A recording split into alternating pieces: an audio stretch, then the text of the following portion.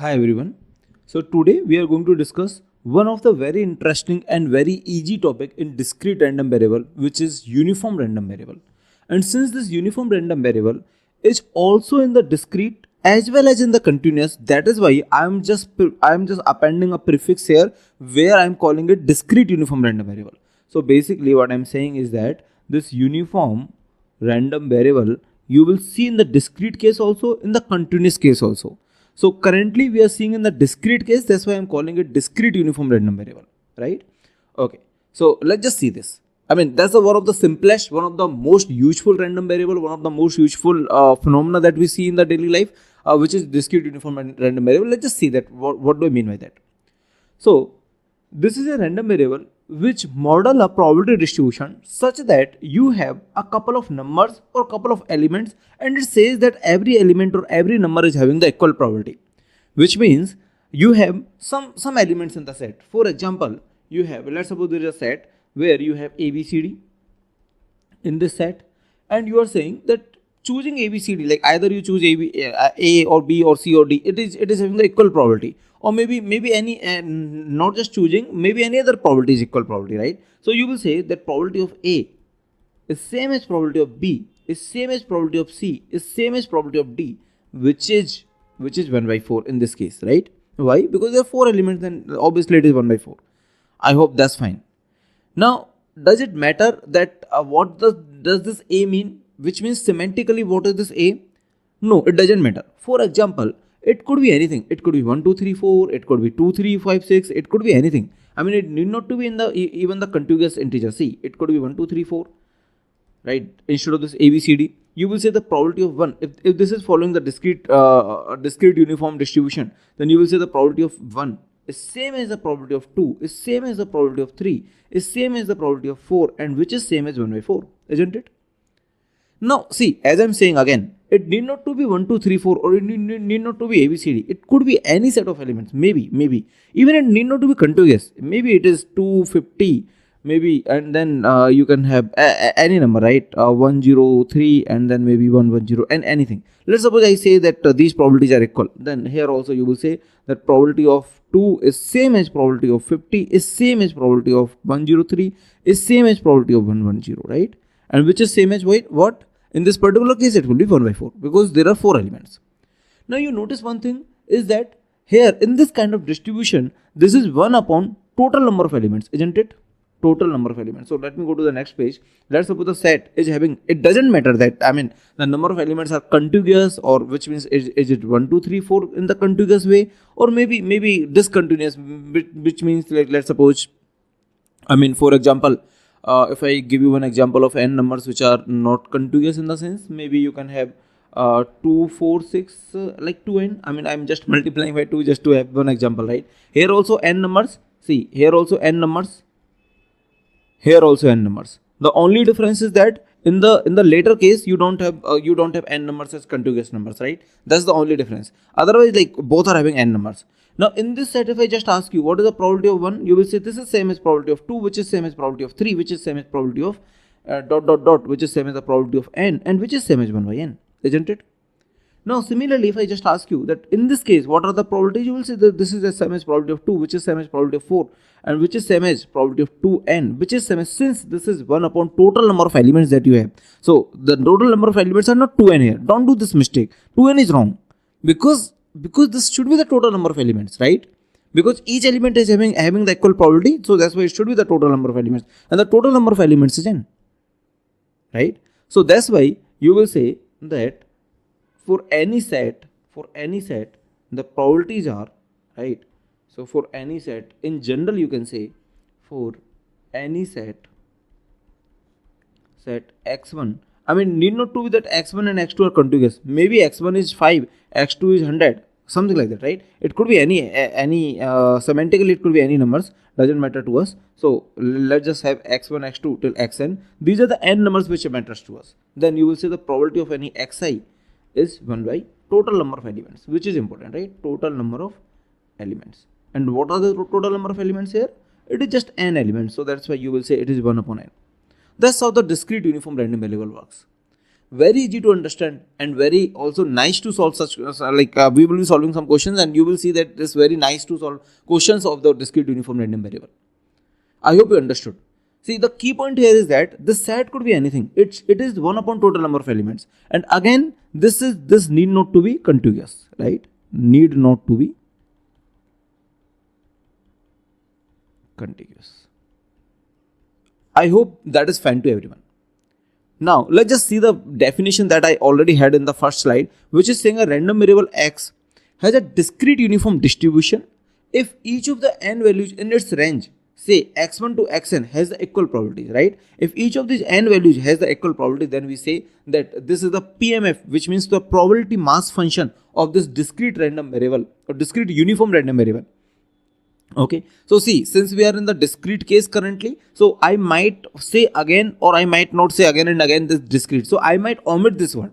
So I might just say uniform random variable. So for now, you just assume that I'm in the discrete case only, okay? Because you will see that in the contiguous case also. Cool. Now, let's just solve some questions here. So let's just see this question, what they are saying. Roll a die and let x be the upward face showing, which means whatever the number that is showing is represented by x. Then they are saying find mean and variance, which means they are asking you to find out the expectation of x and the variance of x, right? See, whenever someone asks us to find out the expectation and mean, then what is our first step? What is that? Just think about it. So our first step is to find out the PMF, obviously, right? So let's just find out the PMF of x. So you will say x can take, the possible values of x can take is 1, 2, 3, 4, 5, 6, right? And the probability of x equal to 1 is same as the probability of x equal to 2. This is the PMF, right? If you want, I can write it in the separate lines. So this is 1 by 6 because this is 1 upon 6 because 6 is the total number of elements here. And similarly, you will say probability of x equal to 2 or probability of anything, right? 1 upon 6. So probability of x equal to any I or something is 1 upon 6, right? Okay. I hope you understood this. That's called the PMF, which means the probability mass function of x, PMF of x. Now, given this PMF, they are just asking us to find out the expectation and variance. That is the question, right? So let's just do, and let's just see that how to find out the expectation and variance given the PMF you have, right? PMF also we can calculate, and once we calculate the PMF, we can find out the expectation and variance also. So let's just find the expectation, which is very easy. How to find the expectation? It is same as, you can write the formula here. It is same as summation over all the values of x, you can say, and then here you just put this x, whatever this function, right? So this is x currently. So anyway, which means that I think 1 into the probability of 1 plus 2 into the probability of 1 plus 3 into the probability of 1 plus 4 into probability of 1, and like that you can just solve it. I think if you just solve it, and actually I have solved it multiple times, so that's why I remember the answer. It should be 3.5 if my memory is right. Okay, if I can just trust my memory, then I will say this is 3.5 because I solved it I think 2-3 times in this particular course, like 1 plus 2 plus 3 plus 4 plus 5 plus 6 upon 6. What is this number? This should be 3.5. Anyway, now let's just find out the variance. But for the variance, as you know, that we need to find out the expectation of x square, right? So we can easily find out the expectation of x square, and then we can go and find out the variance also. So it is 1 square into 1 by 6 plus 2 square into 1 by 6 plus 3 square into 1 by 6 plus 4 square into 1 by 6 plus 5 square into 1 by 6 plus 6 square into 1 by 6, right? Into 1 by 6, which is, I think this is 36 plus, okay, let me just go to the next page, or maybe here only. So this is 36 plus 25, which is 51. 51 and 16. 51 and 16 is 67 and 9. 67 and 9. Okay, this is 76, right? This is 76 plus 4 and 1, 5 and 5. 81, I think, right? So the final answer is 81 divided by 6. So it is 81 divided by 6. And now you can find out the variance, right? So 81 divided by 6, and then you can find out the variance, which should be 81 divided by 6 minus 3.5 square. And whatever is the answer, you can just find out the variance. But I hope you got the idea that given the PMF, anyway, you can find out the expectation and variance. So this was the concrete example where I have taken the values like 1, 2, 3, 4, 5, 6. What if I just give you the numbers which are from 1 to n, which means I just say that, okay, let's suppose this is a question. So let me write this as a question. Okay, so suppose let me just make a question out of it. Suppose they say that x is uniformly distributed in this set, then find out these values, right? This is the question. Then find out the following values. That's the question that they're asking. Okay, let's just see if we can solve this question. See, what are the probabilities? As you know, the probability of any x, right, it is 1 upon n, the total number of elements. I hope that is fine to everyone. That's very easy to understand.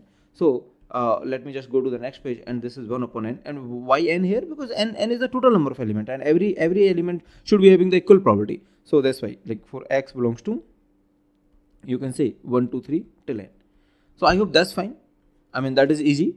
Let's just go to the expectation, which is the 1 into the probability of 1, 2 into the probability of 1, right, or probability of 2, like that. So it will be 1 plus 2 plus 3 till n divided by n, which will be n into n plus 1 by 2, right? The numerator is n into n plus 1 by 2, and then the denominator is n. So finally you can say the n and n will get cancelled. It is just n plus 1 by 2.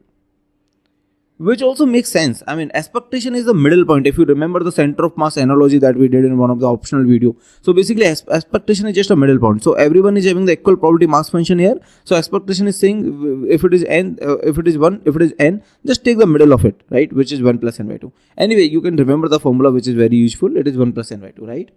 Okay. See here, like, we will go to one more general case. See, we started with 1 to 6, right? You should find it was 1 to 6. Now I am saying 1 to n, but we will go to one more case. But here, just notice here is that this n is important. And what is the n? N is the number of elements here, right? So always think this n is a number of elements. N is number of elements, right? N is the number of elements. So if these are this is the set which is having the contiguous elements, then this is number of elements plus 1 by 2. That's how also you can solve this question. Anyway, we will go to the different case, but I hope for now you understood that how we are driving this expectation, right? Okay. Now how to find out the variance? It is expectation of x square minus expectation of x whole square, isn't it? So let's just find out the expectation of x square. It will be 1 square plus 2 square. I think you can easily figure out that what will the expectation of x square, right? So it will be, let me just tell you that. Okay, let me copy it. So expectation of x square will be, you can say, will be 1 square plus 2 square plus 3 square till n square, right? Till n square divided by n, which will be, if I remember it correctly, n into n plus 1 into 2n plus 1 by 6, right? Divided by n. So now from here you can say it is n plus 1 into 2n plus 1 divided by 6. Now you can find out the variance of x, which is equal to expectation of x square minus expectation of x whole square. Now from here you can say this quantity whatever it is minus expectation of x, which is n plus 1 by 2, right? This quantity is n plus 1 by 2 whole square. Now I think if you solve it, then we have the answer, which is n square minus 1 divided by 12. Let me just check the answer. Yeah, n square minus 1 divided by 12. So if you can easily solve it. Now if you solve for the expectation variance, you will be getting these are answers. I hope that is convincing enough, right? Cool, great. Now let's just see one more example, and then one more such formula driven example, and then we will see some more questions which I have taken from standard universities. So let's just see this example where what I'm saying, that if x is uniformly distributed on the set, right, which is again the contiguous set. See, it need not to be contiguous, but the examples that I'm taking for the formula sake of derivation, here I am just having the contiguous set, right? See, earlier I was just having 1, 2, 3 till 6. Now I said, okay, instead of 6, let me just have n. Now instead of starting from 1, I'm starting from a.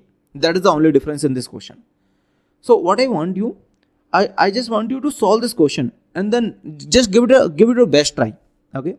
And then maybe you can see the solution in the next video. So let's just break this video into two parts. Just see this, that if you are able to solve, if you are able to come up with the final formula here, okay, it should be easy.